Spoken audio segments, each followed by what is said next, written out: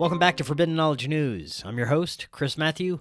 Today my guest is Christopher Knowles. First, a few announcements. Great ways to help support Forbidden Knowledge News. First, go get a Rokfin premium membership. You go to rokfin.com/FKN+. With that, you'll get access to not only all of our premium content, but all the premium content from every creator on Rokfin, as well as access to our Forbidden documentary series. If you'd like to help with production of our next film, the Forbidden documentary Doorways of Perception, you can make a donation by using the links right in the description. Anything is greatly appreciated. You can also help by downloading our episodes directly through our podcast provider, Spreaker. That is always free to you. Finally, booking guests for April. If you have suggestions or you would like to be a guest, email me, forbiddenknowledgenews@gmail.com. Today I want to welcome Christopher Knowles. He is author of several books and was a longtime associate editor and contributing writer for Comic Book Artist magazine and has contributed feature articles to magazines like Comic Book Marketplace and Comic Book Resources. He has many lectures on pop culture and mythology, and he has appeared on numerous podcasts and radio talk shows. Christopher, welcome. How you doing?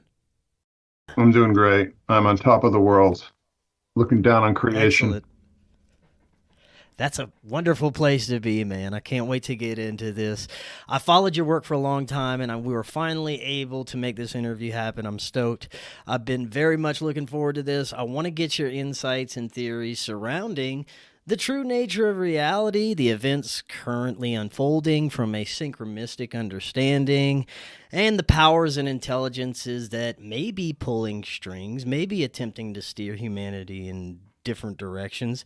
I like to try and understand the deepest levels of this human experience. Is this reality contained and possibly controlled by archonic parasitic entities, or is this for us to learn and grow based on duality of our experiences? Or maybe it's a little bit of all of the above. I want to get your insights into all of it. It covers a lot of ground, lots to discuss. Before we get into it, though, this is your first time on. Let the audience know that may not be familiar a little bit more about yourself and what led you down your path. Oh, God. Well, I'm Chris Knowles. I've been doing the Secret Sun blog for about 17 years now. I've written a number of books: Our Gods Wear Spandex, Secret History of Comic Book Heroes, Secret History of Rock and Roll, Complete X-Files. That was the official book. He Will Live Up in the Sky is my novel. Endless American Midnight, it's a collection of my essays. My new book is called The Spandex Files, which is sort of a epitaph for the comic books and superheroes, which are most definitely on their last legs. I've been sort of telling people for a number of years now that this party isn't going to last forever. There's only a finite limit to what can be done and the stories that can be told, and we're certainly at the end of it now, aren't we? With Madam Web belly flopping like nothing has belly flopped before. I mean, it's over. The thing is too is that I wrote an essay about 12 years. No, yeah, about 12 years ago now. And I talked about how like pop culture had exhausted itself and there were no new stories being told. What we saw is just using CGI, computer technology, and so on. It was just a recycling. But I said a number of years ago that, these stories aren't new. There's nothing new going on. This is all just rehash of things that were written 30, 40, 50 years ago. And now we're at the end of the line. So that's a lot of what the Spandex Files encapsulates, because it's sort of my farewell. This whole career of mine, the second career of mine, started with Our Gods with Spandex, which just letting you know, I mean, I'm recently retired from art now, but I was a professional artist for 35 years. Started when I was in high school, worked for Marvel, doing artwork for the movies and stuff for about 25 years. No, yeah, 25 years, because I started in 95 and I stopped working for them, when they just sort of fell apart in 2020. I sort of had I sort of had I knew that things were bad, when my phone stopped ringing. The last thing I worked on was the Eternals, and that was a total belly flop. Um, so yes, I've been writing for a number of years. I started blogging before I did The Secret Sun. I started blogging, I think about 2004. I had a blog on Zanga, and I've done a lot of work in the synchromistic realm. I mean, I've done a lot of other work on The Secret Sun as well, a lot of, pop culture and socio-political and sort of spiritual observations.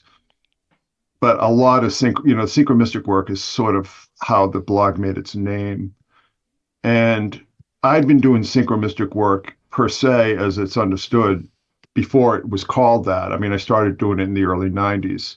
I had actually written an article for the Secret Sun back in September, talking about my history with that, and it sort of started with my interest in Carl Jung and so on. And I started getting interested in conspiracy material in the early, at the same time in the early 90s. Had this sort of epiphany on the Sunday before the X-Files premiered. Yeah. So I know I've done a lot of work, and a lot. I mean, I don't want to sound arrogant or anything, but people have been ripping my work off left and right for years, 15, almost 20 years now.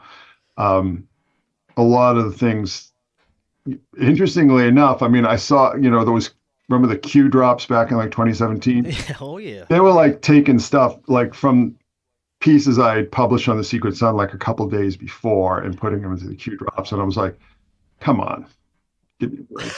But there were a lot of blogs. I mean, a lot of people who made a lot of money sort of oh, yeah, building off a lot of the things that I sort of put out there.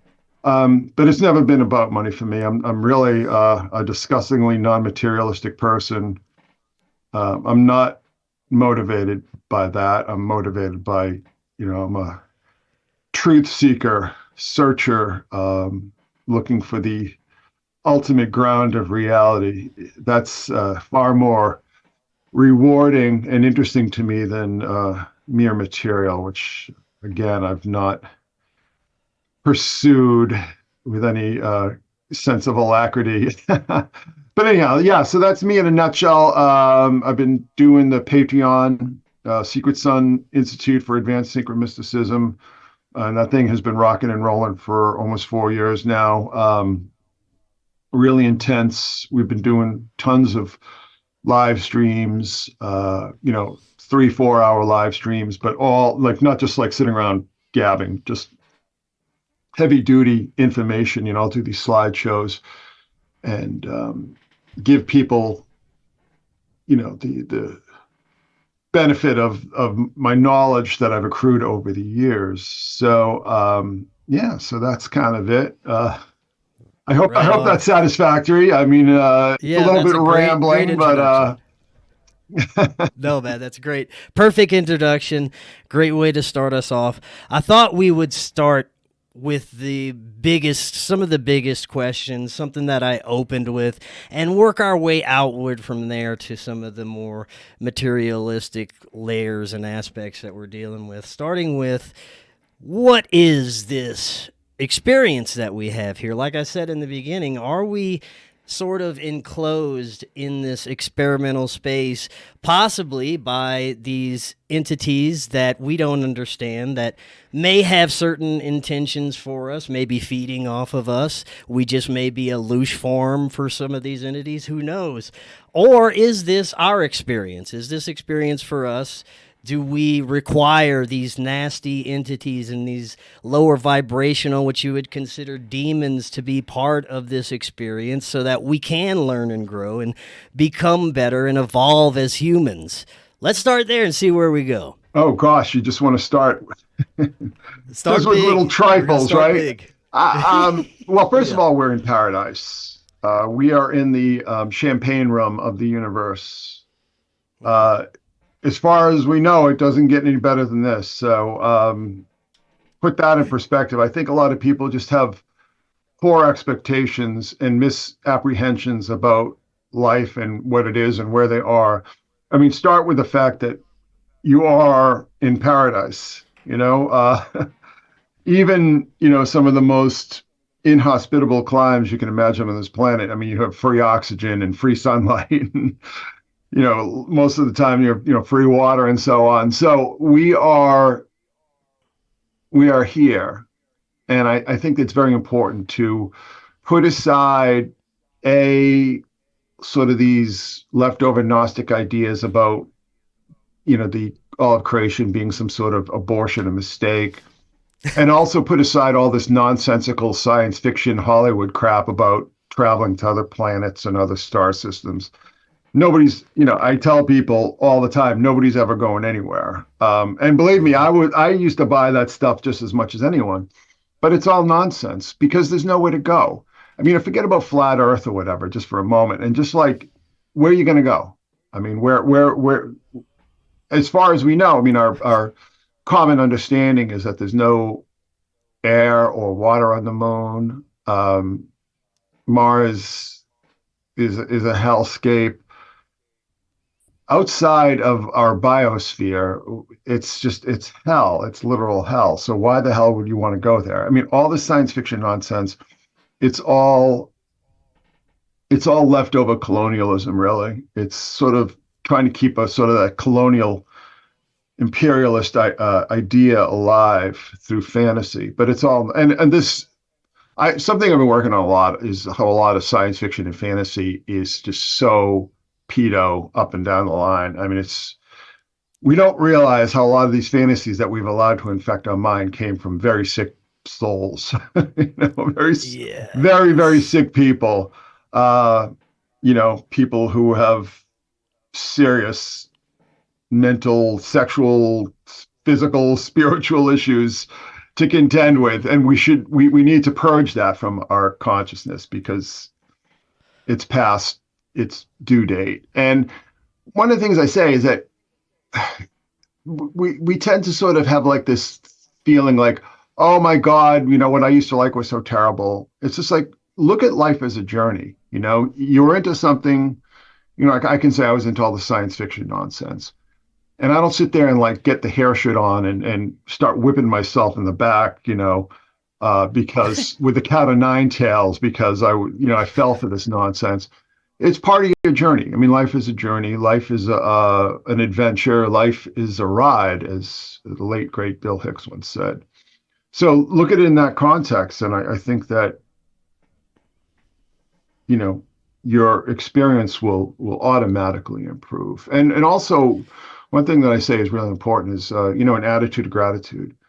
Just be grateful. Be great. Think of other people in this world, other people in this country, other people maybe in your town who don't have the things that you have, who haven't had the experiences that you have, and be grateful for it. Have an attitude of gratitude. That's just going to completely change. And I think a lot of these kind of ideas, like I'm in my, what I call my post-gnosis period, where I was really into the Gnostic stuff because I was really sick and I was in a tremendous amount of pain and I was on a tremendous amount of drugs, like really, really powerful drugs, opioids and all sorts of other nonsense. That sort of put me, it imprisoned me inside my head.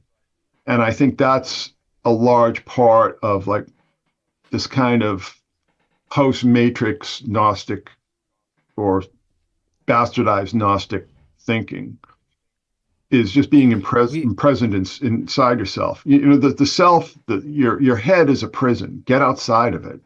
Once you can really learn to put yourself outside the ego, which again is a prison, you're going to have a much greater experience of life. So, in order, in answer to your question, it's an adventure. It's a story. So all these other influences and aspects and challenges and dangers that we face in life are all part of our journey. They're all part of our story. So if you learn to put these things into these contexts, you're going to have a much broader and deeper experience of life and not be just hostage to momentary impulses. You said something earlier that I want to branch off a little bit and explore how a lot of these ideologies that have influenced humanity are based off of these like pedophilic type of personalities Yeah. that have risen to the top somehow throughout human history. Why is this that the psychopaths, these pedophiles, these horrible human beings always rise to the top and dictate the ideologies passed down from there? Well, a lot of it has to do with they're willing to put into the time into their ambitions. They have their lives are completely unbalanced. They have no appreciation of simple pleasures in life. Everything is this drive. And a lot of these people, I mean, a lot of the people, maybe not so much at the top, but sort of in the support system underneath them, like literally have no lives outside of their tasks, whether it's work or some sort of mission that they're on. And, when you're sort of trapped inside yourself, it reminds me very much what Charlie Manson said about being in solitary confinement, is that he really used his imagination. He really learned to transcend common, ordinary, imagination and fantasy and get into something much, much deeper. And I think that was a huge part of his control over people, was the fact that, he spent all this time in solitary confinement, and he'd take the threads from his socks and make them into little puppets and have little puppet shows, right? I mean, just that kind of thing. It's like, but that is the power of the sociopathic mind, is that they can place themselves outside of ordinary human experience because by their very nature, they're alienated from common, ordinary human experience. And they have a deep resentment of that. They have a deep resentment of just ordinary people just going through lives. They see themselves as gods, basically. And they see their whims, their sexual fantasies, as almost like the greatest good. I was reading this very interesting article by John Michael Greer last night, and it was talking about neo-paganism and all this kind of things. And he's an extremely intelligent guy and very well read. And he was talking about how all these occult groups that we heard so much about from like the 19th century, 17th, 18th, 19th century, Hellfire Club, and on and on and on, OTO, Golden Dawn, all these groups, they were basically just sex clubs. They were just basically a way for, not tremendously attractive or sexually appealing people to have, sex with as many partners as, you could imagine. And Greer really laid it out that all the, neo-paganism, particularly Wicca, he's completely, anybody who knows anything about the history of neo-paganism or witchcraft, it just thinks Wicca is a joke, because it is a joke. It's, Gerald Gardner just sort of building off of what Aleister Crowley was, raving and drooling on about. But it really was just like it was a big sex cult. It was just a way for unattractive people to have lots of sex with other unattractive people, basically. But it's sort of metastasized because, when you make sex your religion, the sexual imagination goes to very dark places. And I think a lot of the first of all, I think a lot of the pedophilia comes from it. I think a lot of these people who do become involved in neo-paganism, the occult, science fiction, fantasy, on and on and on, all experienced a tremendous amount of sexual trauma when they were younger. And they never moved past it. They were never able to, they got stuck there. So say somebody like a Walter Breen, I don't know if you know who that is, but he was one of the sort of figureheads of neo-paganism and LARPing and Renaissance fairs, cosplay. I mean, all these kind of things. I mean, he was a complete and total pedophile and died in prison for it. But, he had obviously experienced, severe sexual trauma in his preteen years, and he was never able to move past it. He was never able to process it. He got stuck there. His sexual development was retarded, like literally retarded, at that age. And I think that is so, I started going to conventions and stuff when I was very young, and I started getting involved in like comic book fandom when I was very, very young. And I'll tell you, I mean, you really had to get smart fast, because there are a lot of sexual predators in those circles. And you really had to learn, you had to get street smart about how to avoid that stuff. I mean, I was already street smart because of just being a total feral latchkey kid, basically, when I was growing up. But yeah. No, but so all these fantasies, so space fantasies. I mean, just think about somebody like Arthur C. Clarke, who is sort of one of the big granddaddies of space colonization and all these kind of things. Total pedophile, unrepentant, unapologetic. Moved to Sri Lanka just to have access to young boys without consequence. And there are several examples like that. I mean, even the ones that aren't just like splat out criminal pedophiles, you could just tell there's like something wrong with them. Like Robert A. Heinlein, author of Starship Troopers, wrote, in his later years, he started getting really weird with the sex stuff. And it's very, very toxic, and it has had an outsized influence because the military-industrial complex found these space fantasies to be incredibly advantageous to their real goal, which is just plundering the treasury on a 24-hour basis. They found, creating nonsense, just complete and foolish nonsense like NASA and these fake moon missions and everything like that was an excellent way to just bleed the treasury dry. So they were using a lot of money. They were putting a lot of money into Hollywood to create these fantasies. There was a tremendous amount of overlap between like CIA, NASA, Department of Defense, Pentagon, all these kind of people, because they wanted these fantasies to be almost like dominant in the culture, because it was an excellent way for them to create all this fake nonsense like Star Wars SDI and, like I said, the moon missions and all these just incredible boondoggles that they could, like I said, they could just bleed the treasury completely dry, which they have done. They have done since. So science fiction and Hollywood were very much accomplices to that. But also, one thing that I'd written about earlier, has to do with a recent live stream I did. It was just talking about how complicit Hollywood was in the serial killer phenomenon, because we started seeing all these serial killers show up in the mid to late 60s. And at the same time, we had all the rise of the slasher films. And the rise and fall of the slasher film tracks almost, precisely with the rise and fall of the serial killers.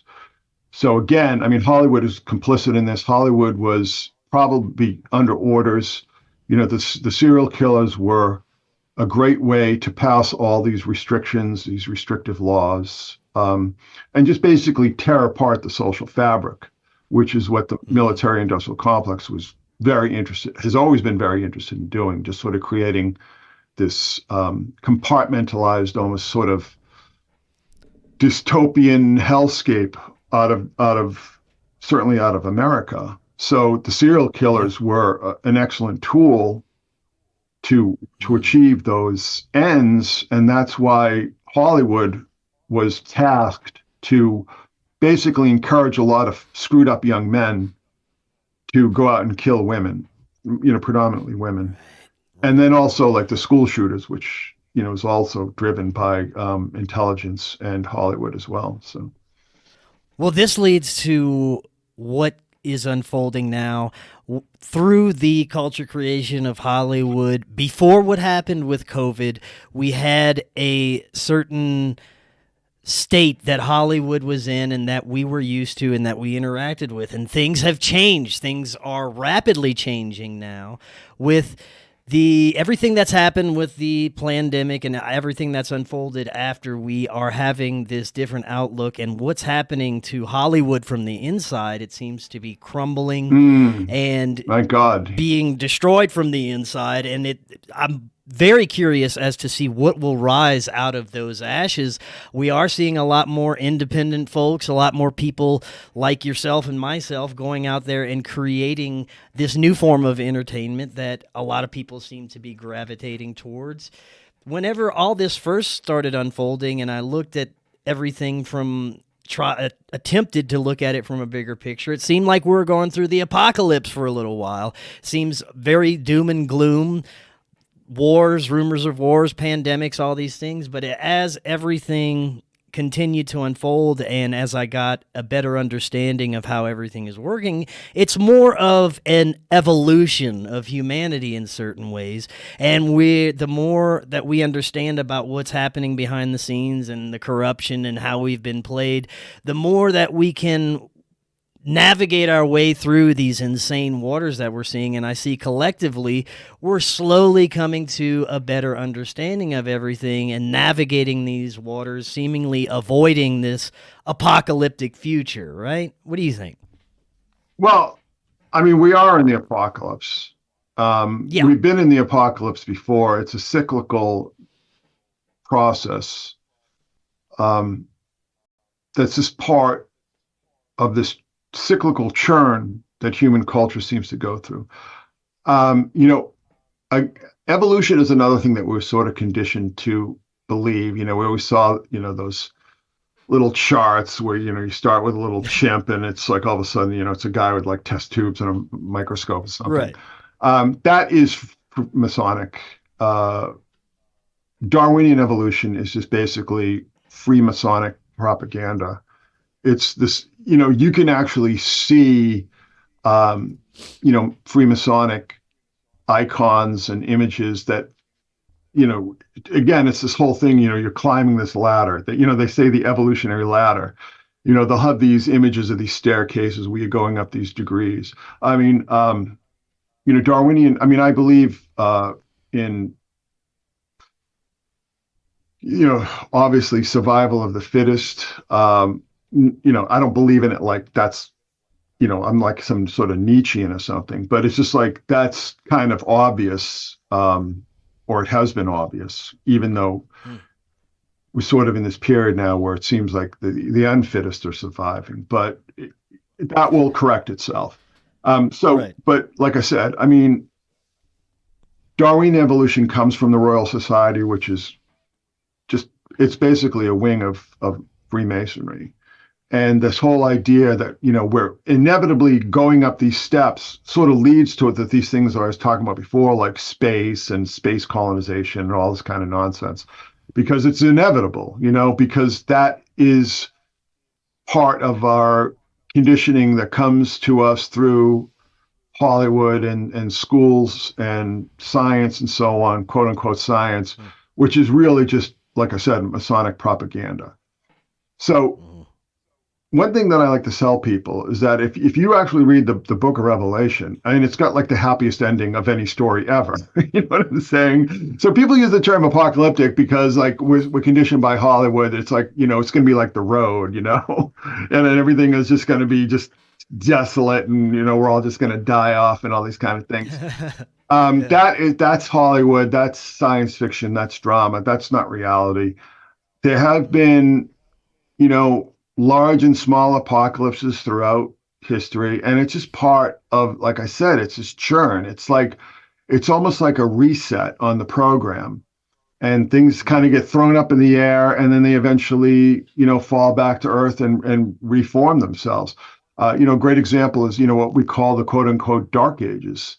First of all, that's kind of a misnomer, but really what happened is that there were all these, natural disasters and climate conditions that we still are trying to understand. But basically, the population of Europe was just absolutely decimated because something happened. Something happened that just sort of laid everything to waste. It didn't happen in China. It didn't happen in other parts of the world. It happened like predominantly in Western Europe. I mean, the Roman Empire, which had just picked up stakes and moved to Constantinople, to Turkey, they were doing fine. I mean, but it was like Western Europe, something happened that just really messed things up. Before the colonists came in the Americas, or well, actually, sort of as the colonists were coming, or maybe I'm not exactly sure of the timeline, but there was this huge die-off in the Western Hemisphere, and some of it had to do with like being exposed to diseases like smallpox, which they had no experience with, no, the native peoples here had no immunity to all these Western diseases. There was an apocalypse in the Mediterranean during the 19th century BC, when, again, a lot of theories like Santorini erupted and basically blotted out the sun, and crops died, and we just started seeing all these massive migrations, peoples just sort of moving in, what they call the sea peoples. I mean, just laid empire after empire after empire to waste. The Ugarit people, the Hittite Empire, all these major empires in the Mediterranean were destroyed. But that set the stage for the rise of like Mycenaean Greece and all these new cultures, the Phoenicians and so on.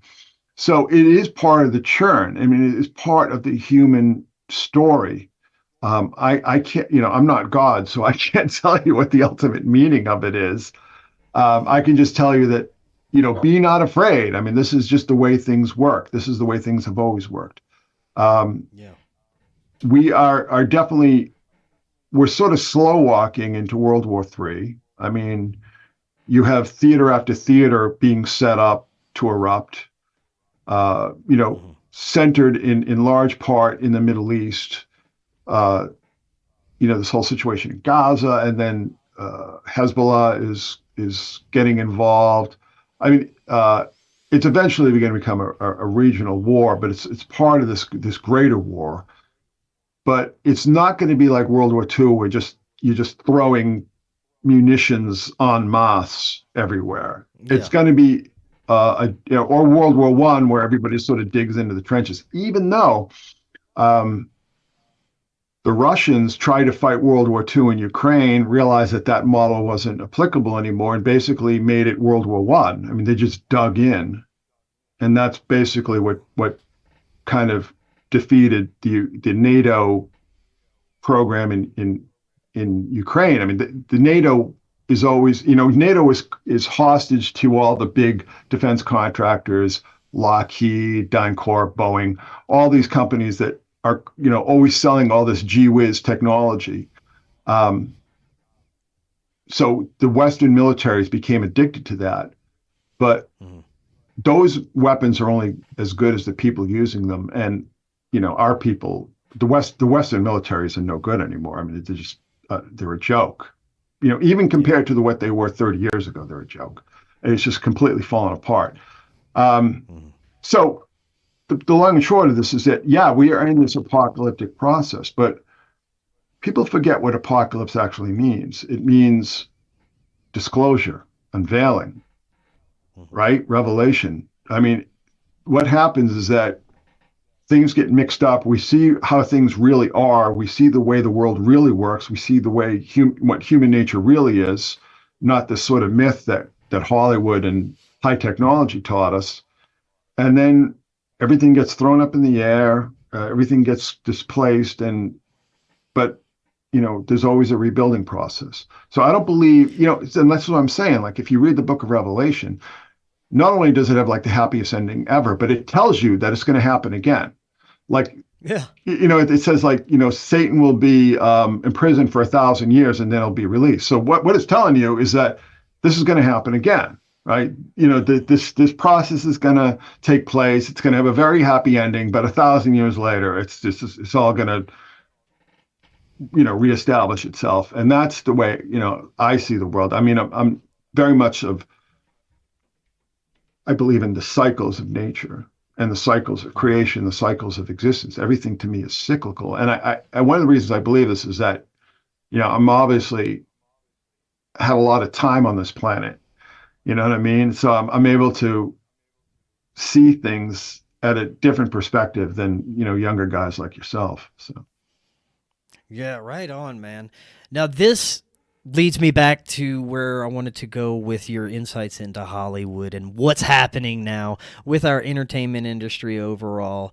Where do you see this going, and what do you see the future holding when it comes to what we're interacting with our entertainment? AI is very interesting with what's happening now and how it is affecting a lot of people's creative energies and what they're putting out there and how they're creating things now with assistance of this technology. How do you see all this unfolding? Well, like I said, I mean, this was sort of my career for a number of years, starting in the 80s, working in media, working in entertainment, film industry, all these sort of things. It's collapsing. We're at the end of the age of Hollywood, and everybody knows it. Everybody knows it. There are a number of different problems here. A lot of it is the way media works now, where we're in this 24/7 churn, this endless bombardment of information via the internet and social media. That's not conducive to fictional narratives. I mean, fictional narratives just start to seem trite. So this has actually been going on for a while. So Hollywood's reaction to that, when all the sort of mid-list movies that they used to make a lot of money on, rom-coms and thrillers and all these kind of things that you could make for relatively low budgets, but would do very well it was almost like pure profit in some ways. When those things started to fail at the box office and you start to see the migration to things like Netflix, Hollywood's reaction to that was superhero tentpole movies. Tentpoles really started in the 70s with, Jaws was really the first one. And then, of course, Star Wars just broke the whole thing open. And Star Wars created a template that everybody tried to follow ever since.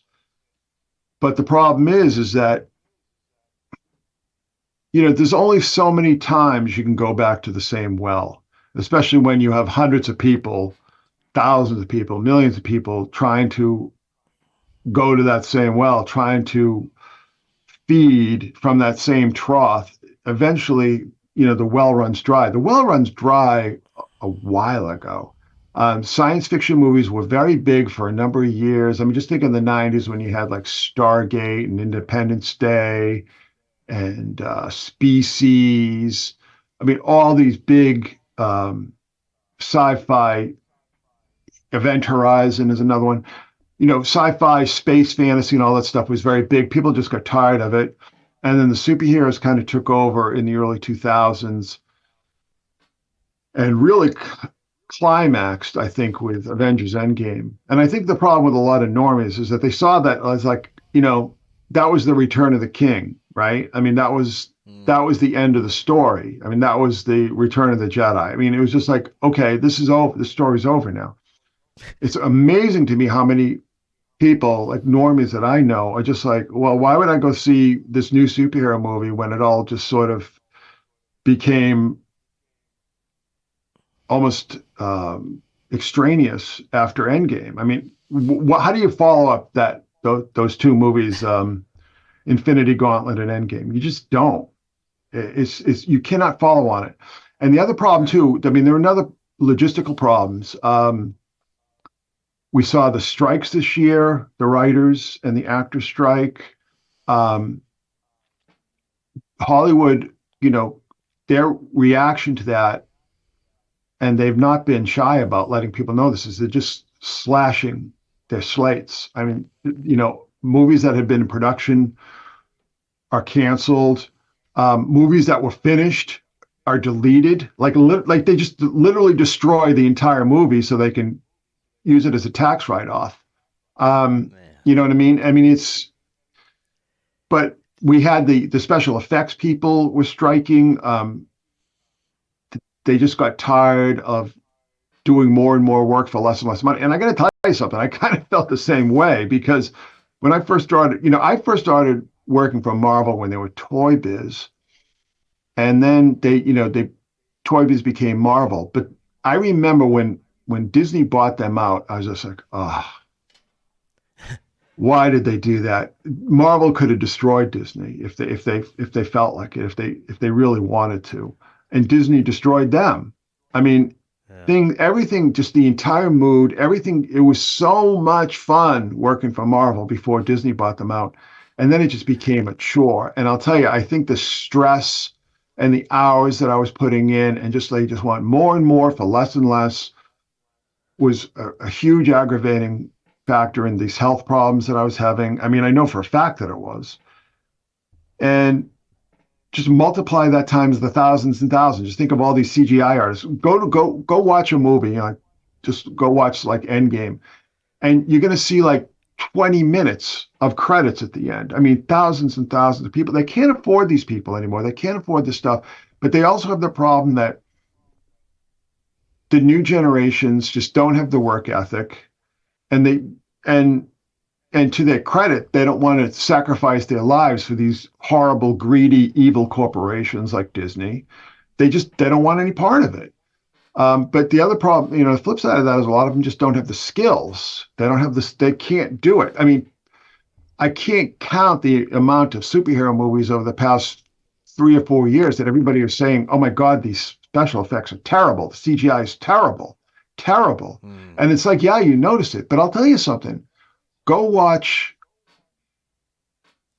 Captain America: Civil War, Thor: Ragnarok, any of the Avengers movies, any of the Iron Man movies. Go watch them on TV. They look like video games. I mean, that kind of CGI just looks like crap. It just looks so fake on TV. And then, the rise of streaming, I think, played into that, because people are sitting home, let's watch this Marvel movie. And just like, this looks like a 90s video game. I want to watch this shit. So the economics of scale that Hollywood adopted to deal with the rise of streaming and the incredible loss of income that streaming presented when it just basically destroyed the DVD market.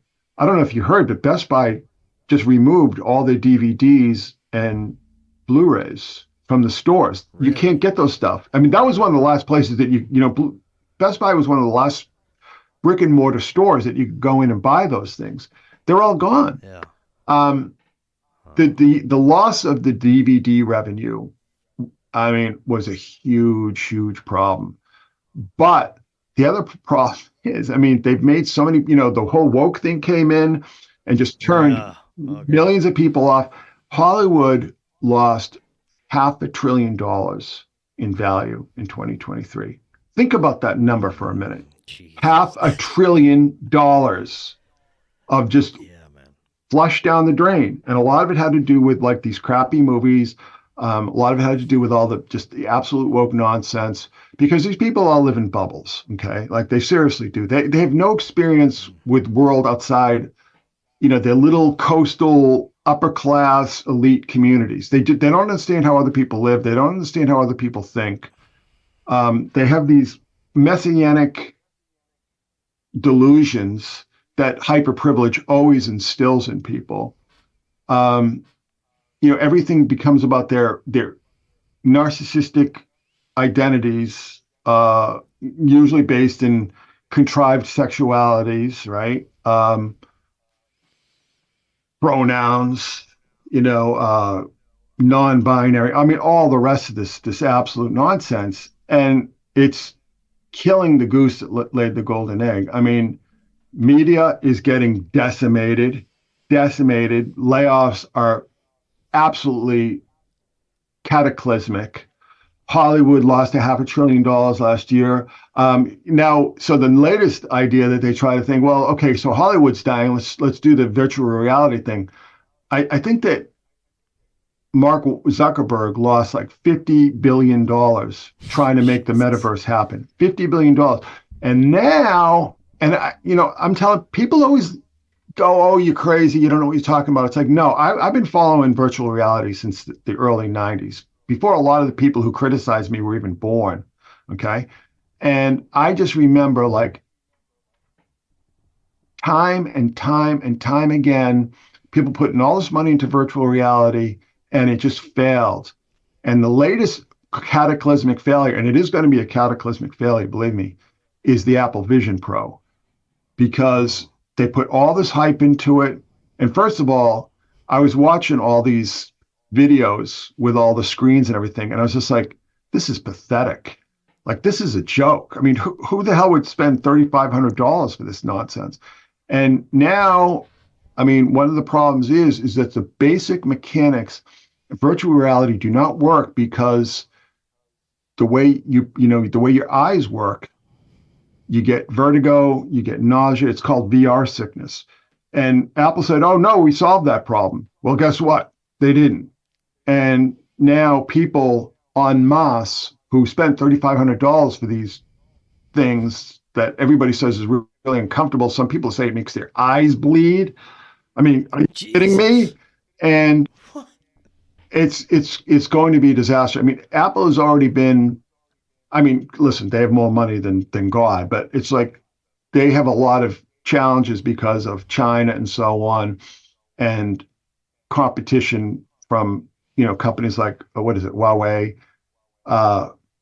They've got a lot of problems. This whole virtual reality thing is never ever going to work, ever. Okay, because unless there's some massive reconception of how you present it, because those goggles and the headphones and everything like that make people sick without fail. And Apple said, oh no, we've conquered that problem. They lied. So what is the mass entertainment as we know it is over. Mass media as we knew it is over. Hollywood is over. Virtual reality will, unless, like I said, there's some complete ground up reconception of the concept, is over.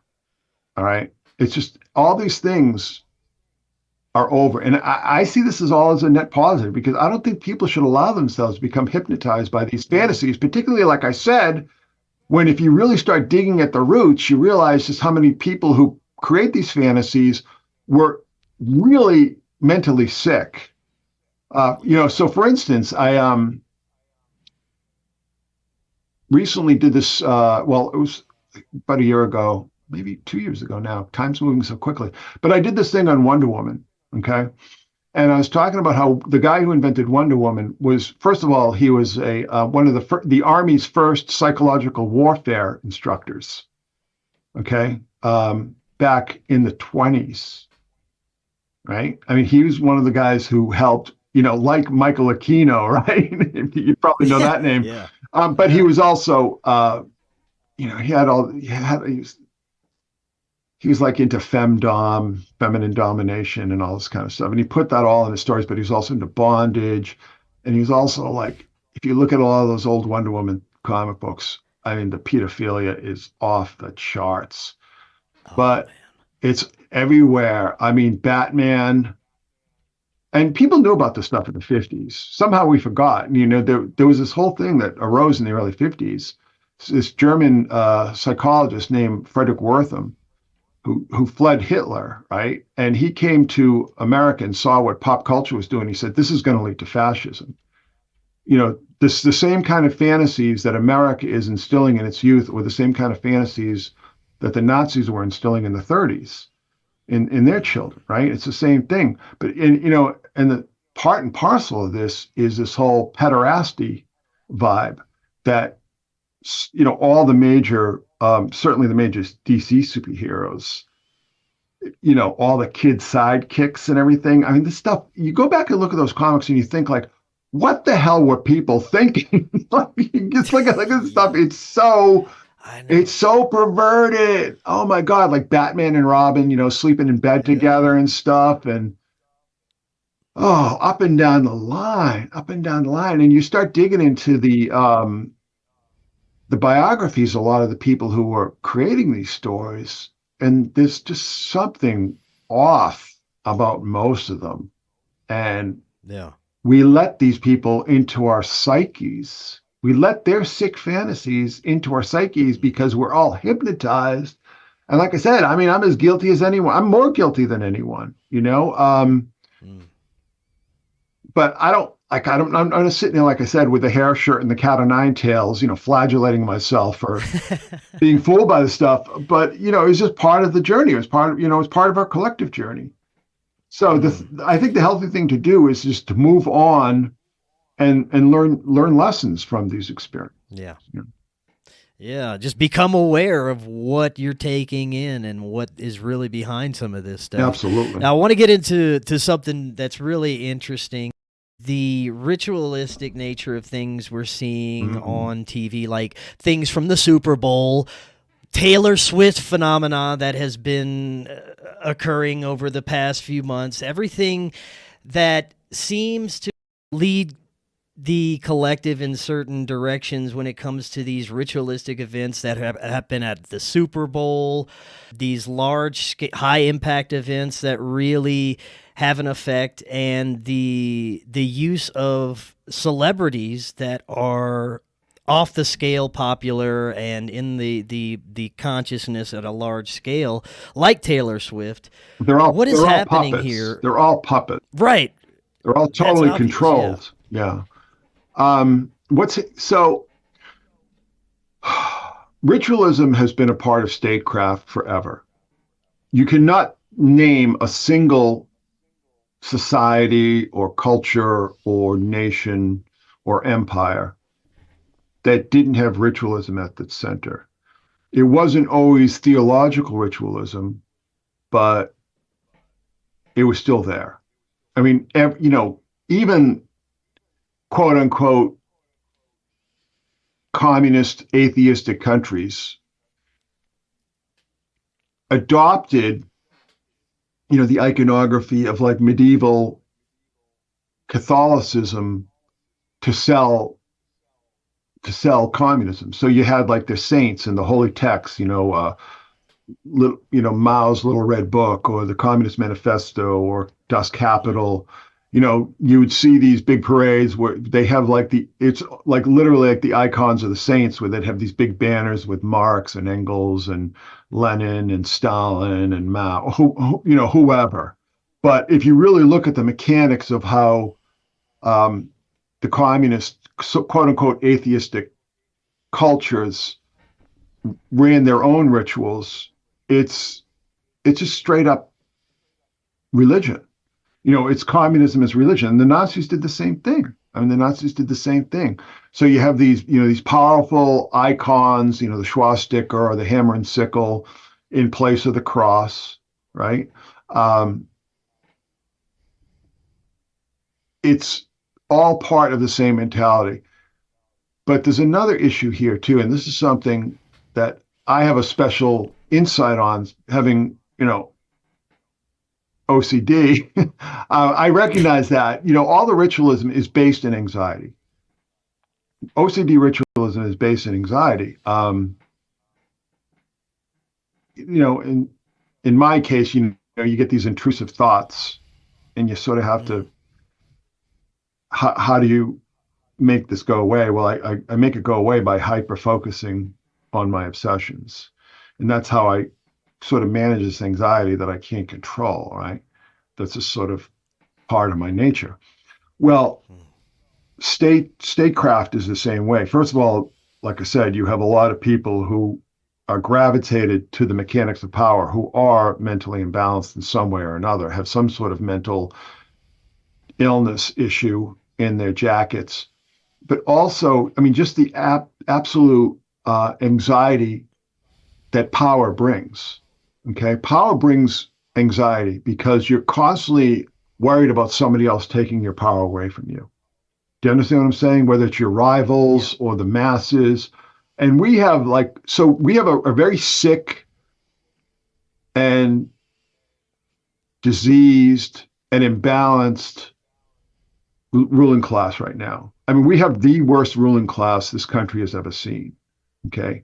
And they've all grown up in these bubbles of extreme hyperprivilege. They have no concept of how the world actually works and how people actually live. So they're in this constant state of hypervigilance because they feel like they're constantly under attack.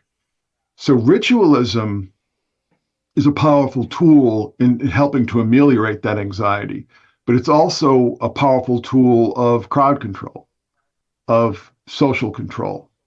And the Super Bowl, which I've been doing things, analyses, symbolic and ritualistic analyses of the Super Bowl since I started the blog, right? I mean, for a long time I've been doing this work.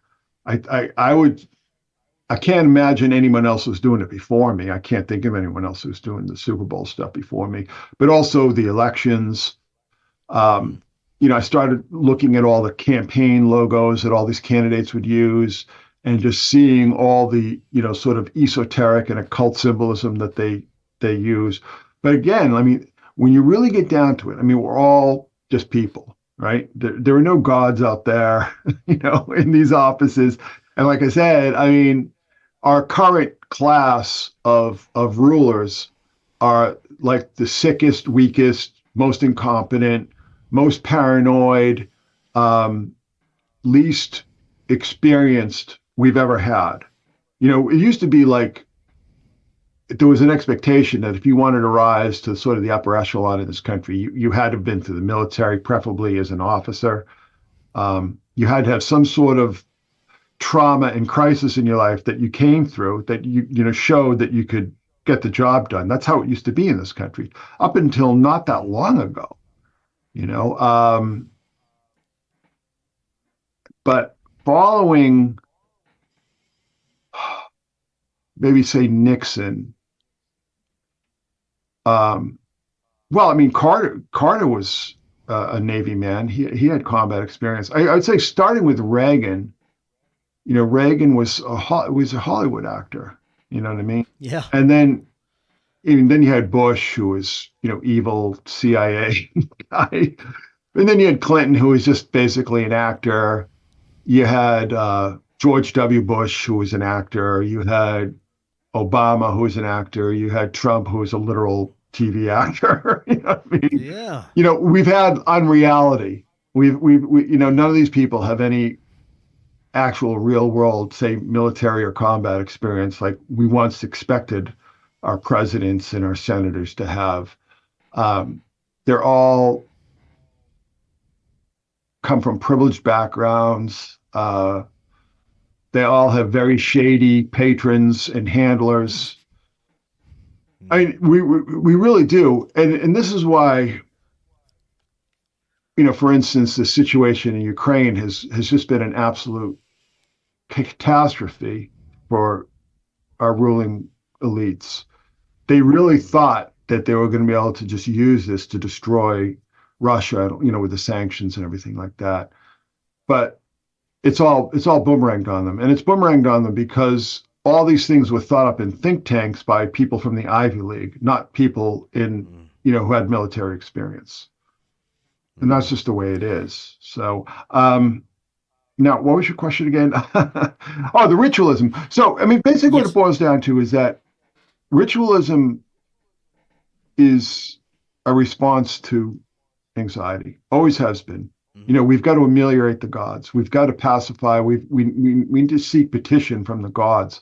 And we have to get their attention with these huge displays, or it used to be, sacrifices. I mean, in the ancient world, in the pre-Christian era, blood sacrifice was the currency of religion. And in many cases, human sacrifice, sort of the hinterlands. Human sacrifice was seen as sort of déclassé and primitive by, the metropolitan elites. But They had no problem with like, cattle and sheep and goats and everything being led into these temples all day long to be slaughtered and burnt on these altars. Whether it's in Jerusalem or Greece or Rome, it was all the same practices. And it really was about like, feeding the gods, seeking their favor, seeking their approval. And that was one of the reasons why Christians were looked down upon, because it was part of Christian doctrine not to make sacrifices to the gods. So to the emperor. So sacrifices to the emperor it was like you burn some incense or you put some seeds in this bowl or something. It really was not a big deal.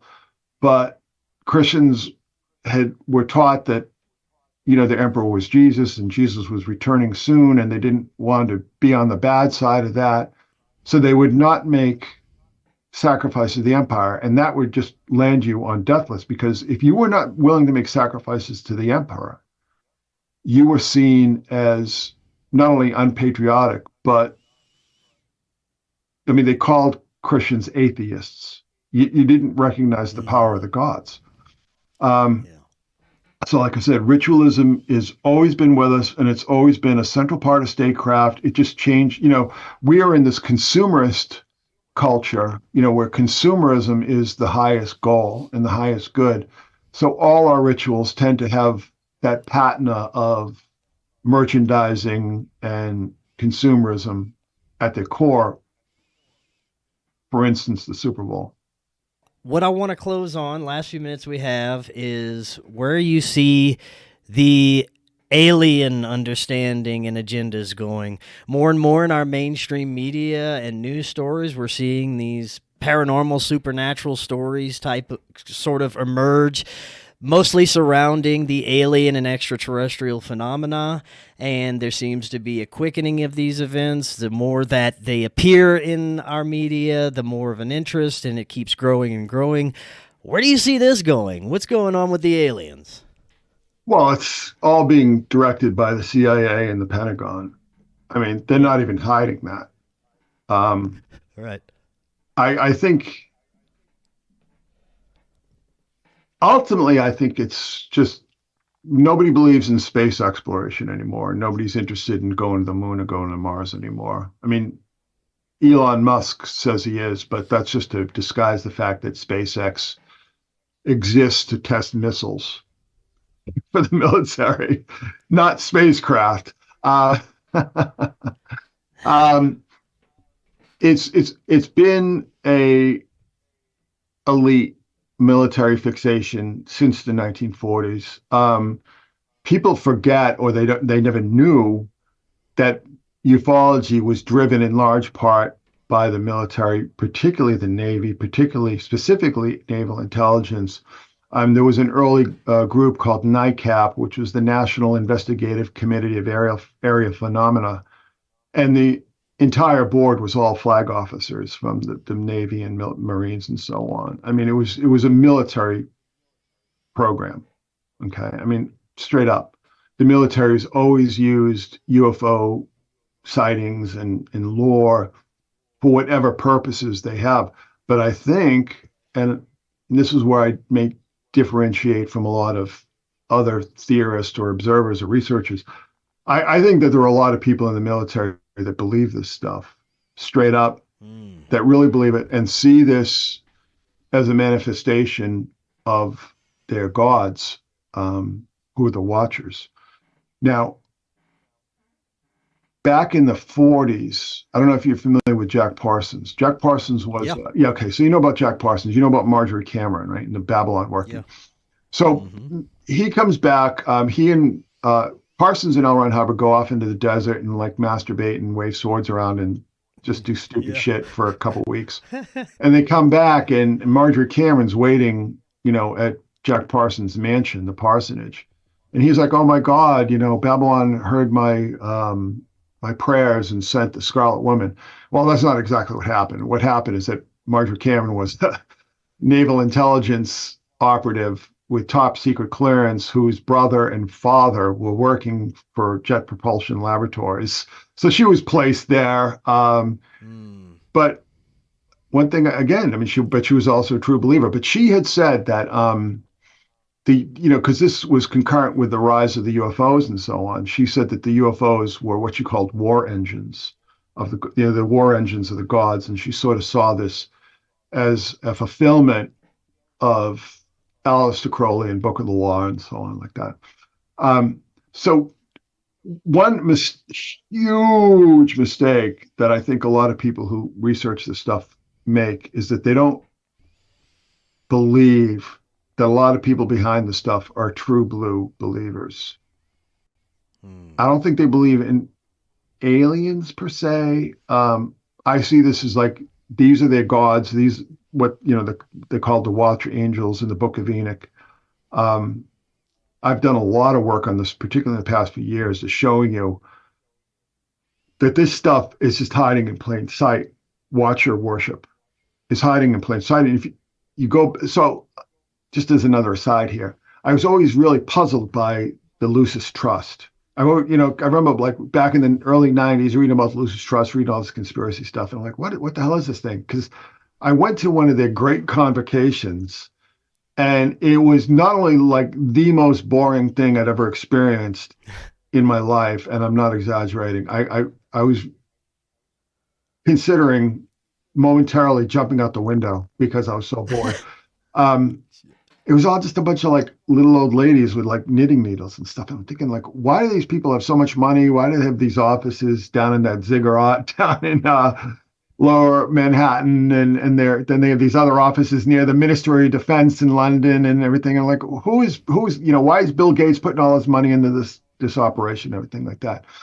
And it wasn't until not that long ago when I went back and, because I'm a masochist, started reading Alice Bailey books and discovered she was very explicit about the Watchers. Called them by name, said that they were the real angels, they were the real sons of God. They sacrificed themselves to bring us knowledge. I mean, the Lucis Trust is a Watcher cult. Everyone goes, oh, it's a Lucifer and Satan worship. But it's like, well, you got to be more specific about that, because only, perverts and losers believe in Satan. This is a cult based around the Watcher angels, who they saw manifest themselves. The Watchers and their offspring, the Nephilim, were the real origin of these stories of the gods and the heroes in ancient mythology. So I think, and I'm glad you brought this up, because this is something that I want to sort of get back into. I believe that this whole UFO thing is part of this Watcher worship. Okay, that there is a huge component of just trying to find, a new piggy bank to break into, right?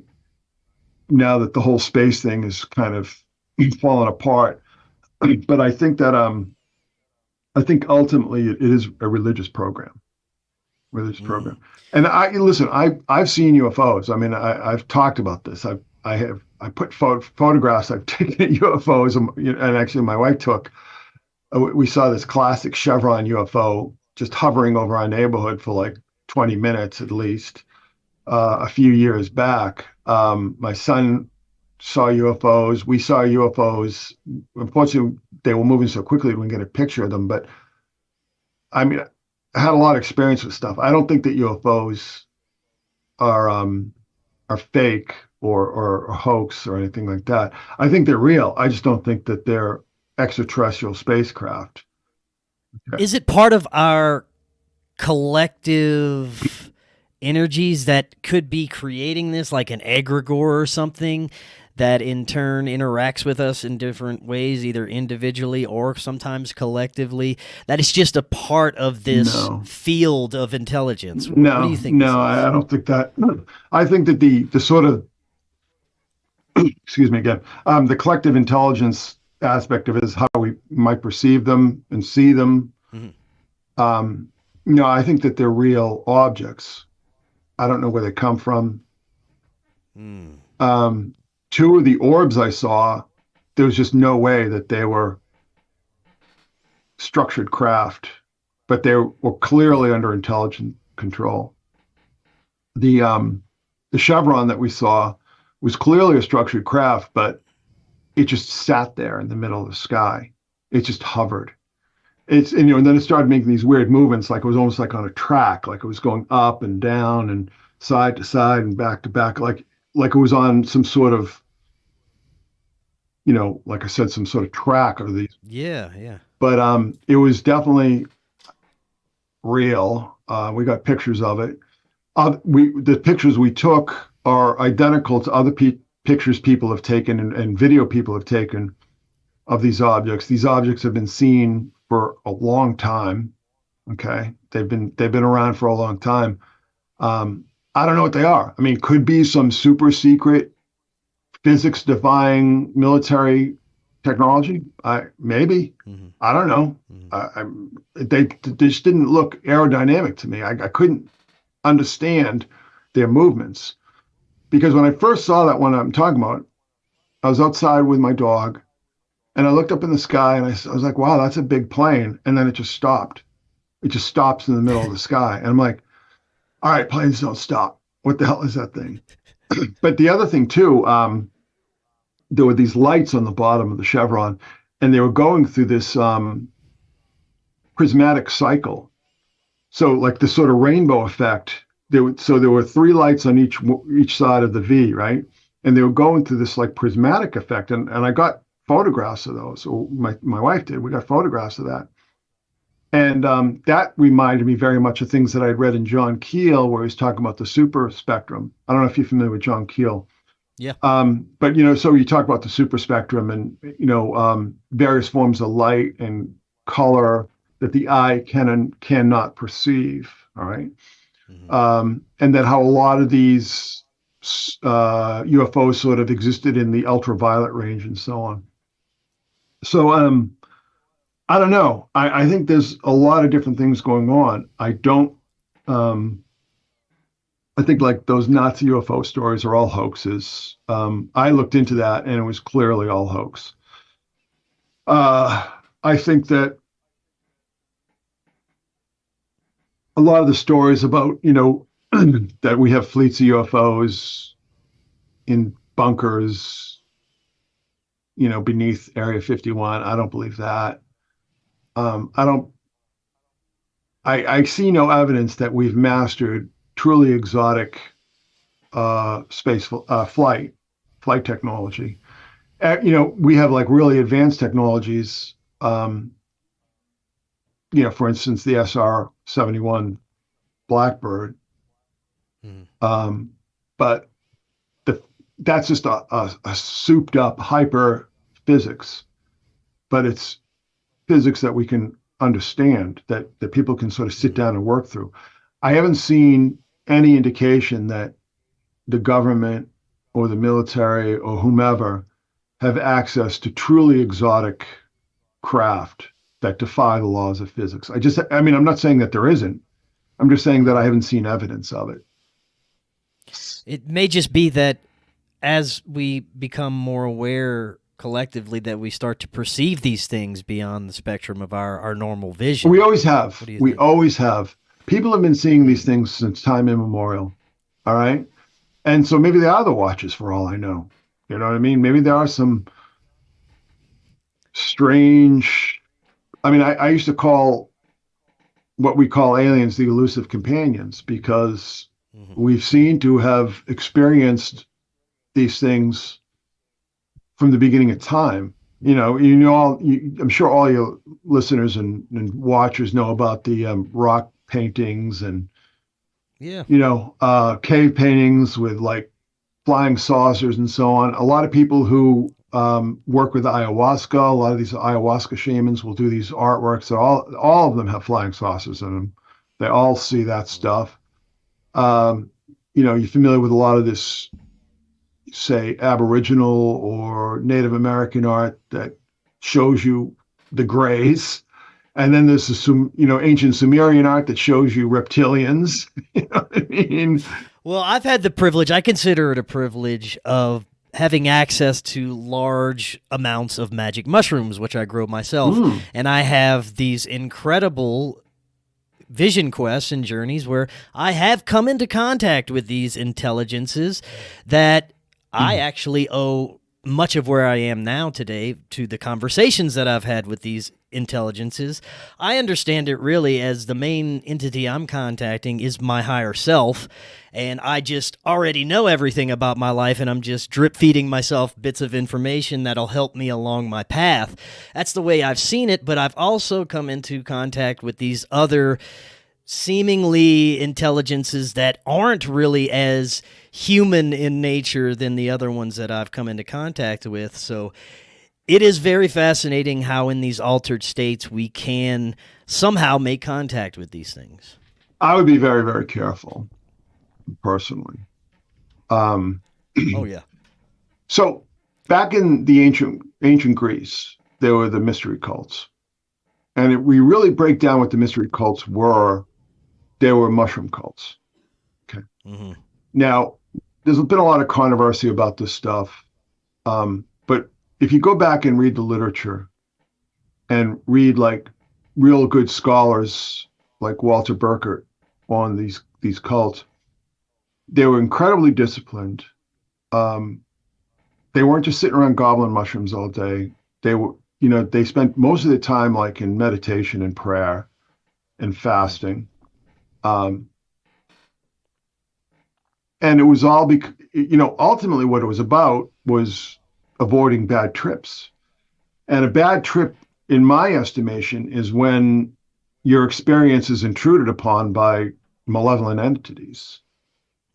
Okay. I've had bad trips myself, and I know what they were like. But I also, for instance, back in 1986 met Jesus during a mushroom trip, and that was like a really pure experience that I am very sorry that I was never able to recapture. But Yeah. I think that you need to really ground yourself, because I have seen too many people, make that their religion and end up almost semi-zombified. How old are you again? I'm 44. Okay, so I'm 13 years older than you. I just have seen a lot of people, like so-called psychonauts, just turn into what I call gray people. So there's this whole idea that you can end up like some raving lunatic or demon possessed or something. I mean, I think there is definitely a risk of that. But I think more often than not, people just become very gray and depressed and just joyless. And and I think that is the real. That to me is the real hazard or potential danger behind using things like magic mushrooms without having a very strong and daily practiced spiritual foundation in your life. Well, that is what you just described is the opposite of my experience. Before I even started using magic mushrooms, I was meditating on a daily basis, and first made contact with my higher self through meditation. My higher self then explained to me that because of who I am and where I want to go, that magic mushrooms would help facilitate a dialogue between me and my higher self. And I was taught how to protect myself, how to avoid these negative trips, these negative energies that came along. And I was lucky enough to have myself as a teacher through every experience. I'd go in maybe once a month with a pretty high dose of mushrooms that I grow myself. Mm-hmm. And I have had very few bad experiences, but it's only because I was brave enough to go in and learn. And I have various ways of grounding myself through these experiences, but they've just become pure learning experiences, and I always have this tether, this anchor to my reality, my purpose, where I fall in the scheme of all this spiritual stuff and the nonsense in between, and how I can focus on where I'm really supposed to go. And since I've had that understanding and kept it since I first started doing these a few years ago, it's only enhanced everything and gotten better and made my life better and gave me a more whole understanding of everything, and my relationships have blossomed, and I'm in just an incredible place because I've believed that I've done it the right way and not the way that you described some people doing it, who approach it very irreverently and really without an understanding of the consequences that could happen. No, I agree with you. It's interesting. I just recently did an interview with an author named Louis Ungett, who wrote a book called Return of the Dragon. And he took a very negative perspective on this material. Now, there are a lot of hallucinogens that I'm, skeptical of, to say the least, particularly powerful hallucinogens. I've never had a negative experience with magic mushrooms. Always positive. It's not something that I feel the need to do again. But things have to be done, with a sense of responsibility, a sense of grounding. Like, I am not against the use of hallucinogens, psychedelics. I'm against the misuse of them. I'm against the abuse of them, which I think, unfortunately, is the rule and not the exception. What you're describing is the exception. I mean, just one thing that I would say, though, is like, what is your criteria for determining that this is your higher self? I mean, it took a while to come to that understanding. It really did. But this is what it was a series of tests. I put myself through tests. I would really just question myself. It started out because I grew up in the Catholic Church, filled with this dogma and belief in angels and demons and good and evil and how we interact with these things. And I started out my experiences questioning it based on that Christian Catholic dogma, and just built a relationship based on the understanding of, I'm good, I know I'm good, I know I'm part of the light, and I will always identify and gravitate towards that. And it just built off of that relationship basis. And there was only positivity and wanting the best for where I'm supposed to go. And I just had this overwhelming just knowing that this is me. This is me from the past, present, and future. I'm just talking to the deepest depths of my consciousness. I don't have your experiences, so I can't really comment on that. But right. What you're sounding reminds me very much of, like, the what some traditions have called the guardian angel. Trying to think with the terminology that somebody like Jung would use, the psychopomp. My only caveat here is, like, I really think that it's a trap to focus on yourself. Okay, like, so you might see this reality and interact with it as your higher self. But maybe it's a higher being, maybe it is an angelic being. Problem, this gets down to a problem that I'm constantly chafing up against, is that we tend to put things in boxes based on terminologies, what we call these things. And often I think that people don't understand that it's just a perspective, that the experience itself is outside of our understanding. It's outside of our control. It's outside of our influence. And we are, the objects of this, and we need to see that. I think for mental health, at least, to see that, that you're interacting with a greater reality. But when you start to see this as the self, I mean, this is something that I've chafed against for a number of years, like when you get into the whole idea of the God within. So the God within, okay, so I understand that concept, but I also understand how that concept gets sort of passed down to the hoi polloi, where it becomes, I'm God.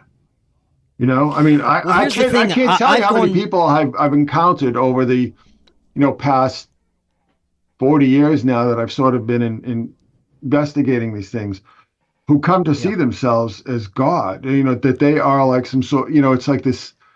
I agree. That is also a trap because I have gone through these stages where I would go back and forth and have this limited understanding of what you were saying, like, oh, I am a God, and then I'd go deeper and say, no, we are all really part of this collective consciousness. We're all part of one, even though we're fractals of the one. We can't really consider ourselves the end all be all of creation and everything, and that it all stems from us, because it's much larger than that. There's so much that's outside of us and outside of our inner kingdom. I agree completely. But I've been beneficial enough and lucky enough to see that and not just stop at, oh, I'm a god, I'm going to go form a cult and get these people to follow whatever I say. That I see happening very often with people, and it's very dangerous. They come to an understanding and they just stop at that understanding, this dangerous level of where they haven't gone far enough, but they've gone just far enough to get themselves into trouble where they believe they're at. No, I agree with that. And I think, again, this gets down to terminologies and teams, like what team you on, you know what I mean? Yeah.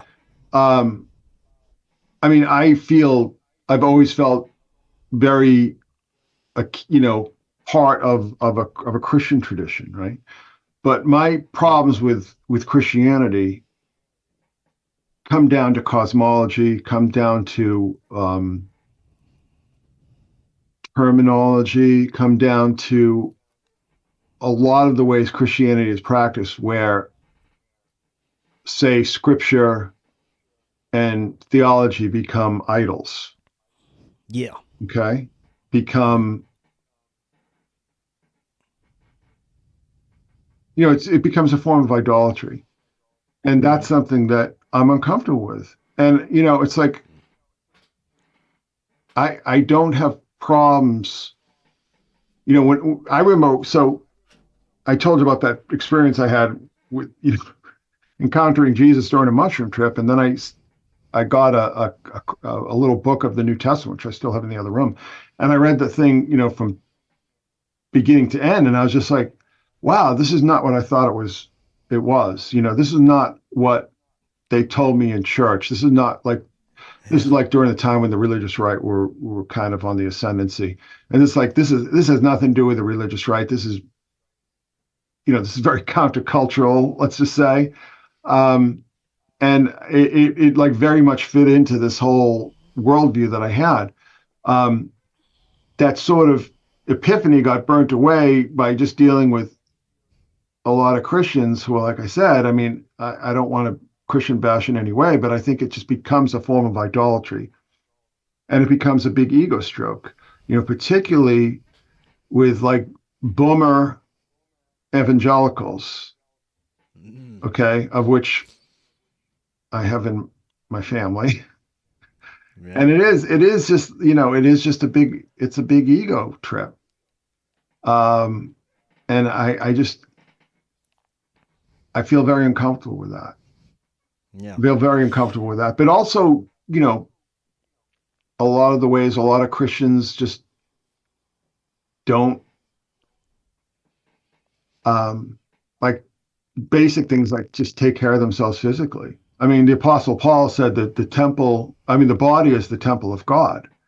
How many, just think of a lot of Christians that and certainly not all or even a majority, but a lot, just don't take care of themselves at all. I see a lot of, people, they become obese, just don't take care of don't maintain their temples, let's just say.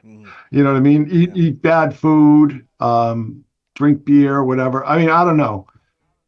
But the point is that studying all this ritualism, to me, has sort of taught me that what I'm seeking is a communion that transcends symbol, that transcends ritual, that transcends idol, that transcends icon, that transcends theology, that transcends cosmology, but is just a pure state of communion.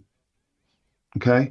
And I've been able to, it's been very helpful to me to see all this crazy, obsessive OCD ritualism that we see in politics and culture and media. Like I said, a lot of it is, very highly influenced by, Masonic thinking, like evolution, for instance. And it's just like, well, that's what I don't want, and then you have a lot of like sort of like Christian bros on social media now. Yeah. And it's like, well, I don't want to discourage them. I don't want to, criticize them, but I just sit there and I go, you're making the same mistakes that the boomers made back in the 70s and 80s and 90s. It's like you're falling into the same traps. And to me, it's not my place, but it's just like, you're not following the gospel. You're following the institution, no matter how much they might claim to not do so. There are, like, say, mystical aspects of Orthodox Christianity that I think are very encouraging. But it always just comes like, oh, well, this is what I believe now, and I'm better than you. And, I'm more, saved than you are. I have the thing that just drove me crazy back in the 90s. When I first got on AOL back in like the early 90s, I'd go to these like Christian boards, and it's like everybody was just attacking each other. Oh, well, wait, you're Northern Baptist. Well, I'm a Southern Baptist. Oh, you're a Orthodox Presbyterian. It's just like, just people like who should have everything in common, just attacking each other just for the ego boost. Yeah. You know what I'm saying? And it's like, this has been really corrosive, I think, to the culture in general, but also to the religious traditions, where it's just like all this sectarianism that we saw bring Europe to its knees in the wars of religion following the Reformation. If you just get into this whole pissing match about who's closer to the truth or to God or to Jesus or something, you're missing the point. You're missing the point. And so I don't know. But like I said, it's like I'm after something else. I mean, I'm after transcending language itself, and just like, what is just the pure experience? Like I'm outside a lot, just like walking the streets, particularly at night, and just like trying to tune into those energies. And just a pure experience, because like I said, that experience back in 86, it was on a beach, right? It was like this amazing day, and I'm on a beach, I'm tripping on mushrooms. And so I don't know. There was like an innocence to it, but but like I said, so the synchromistic work and studying all this ritual nonsense has really helped me personally as a negative example. Like, no, I'm not interested in all this idolatry and all this ritualism and, trying to make deals with entities for unfair advantage in life. I'm not interested in that. I'm not, it's like, I don't want to use the spiritual realm to bolster my ego or my bank account. That's just, it's beside the point, and it traps you in meat. It traps you in your head, traps you in the ego. And the ego is that's the ultimate black iron prison, is the ego. You don't need to worry about the archons or any of the rest of it if you're imprisoned by your ego. Never mind the rest of it. You're your own jail keeper. The black iron prison is the self. Yeah. And this is revelation that, to me, all the great religious traditions preach. Get out of your head. Stop thinking that your temporal needs are somehow bound to your spiritual enlightenment. I mean, it can get extreme with like extreme forms of asceticism and mortification and so on. And that to me is like, that's almost like an ego trip in itself. But just seeing like just this obsessive craziness with all the symbolism, and it's just like, just stop doing this. Yeah. It's stupid. It's not getting you anywhere. Anywhere. It just makes you sick in the head. Just stop it with all this stuff. But they keep doing it, and now it's all almost inevitably drifting towards Satanism. The Satanist stuff is just more and more open. You see all these people on social media. It's like, oh, I'm trans communist Satanist. Yeah. You know what I mean? And I'm also a map. I mean, it's like they're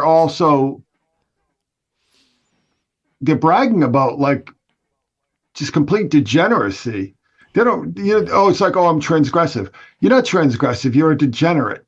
And it's all going to end badly for you. And believe me, I've been on this planet long enough to see it always end badly for these people. Always, without exception.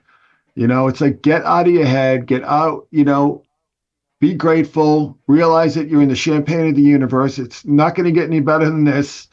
And just work on just seek happiness. Seek happiness and spiritual fulfillment. And you won't have to worry about all these other things. You need very, very little to be happy in this life. Seriously. I have a friend, I don't know if you know, Mike Cleland. Have you interviewed Mike? Not yet, no. He did the book on the owls and messengers. But anyway, he was a wilderness guide for a number of years. And he said, what being out in the wilderness taught me? You'd go out in the wilderness with like a backpack and pan, cook over an open fire. He said, what being out doing the wilderness training taught me is that you really don't need a lot to be happy. Yeah. You know what I mean? And that those open spaces are the champagne room. They really are. I mean, you're out in the midst of it. Oh, yeah. You can probably go out and see all the stars at night. Oh yeah. God bless. It's awesome. But yeah, me and my fiance are gonna get married on a mountain in the middle of the wilderness in a few months. So good for you. That's gonna be a good time there. Yeah, man. I think this is a perfect note to end everything on. We live in some wild times, but I am super stoked to be here during these times. I was born for these fascinating times. Yeah. Yes, that's why we're here. Christopher, thank you so much. This was great. We'll definitely have to go deeper into this in the future.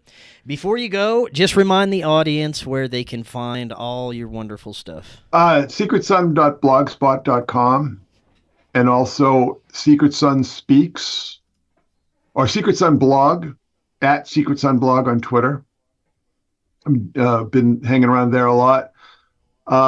Do a search for the Secret Sun group on Facebook, and then the Secret Sun Institute for Advanced Synchromysticism on Patreon. And it's been rock and roll. And then I have some private blogs that I've been doing. I mean, working on 2 books. There's a lot going on.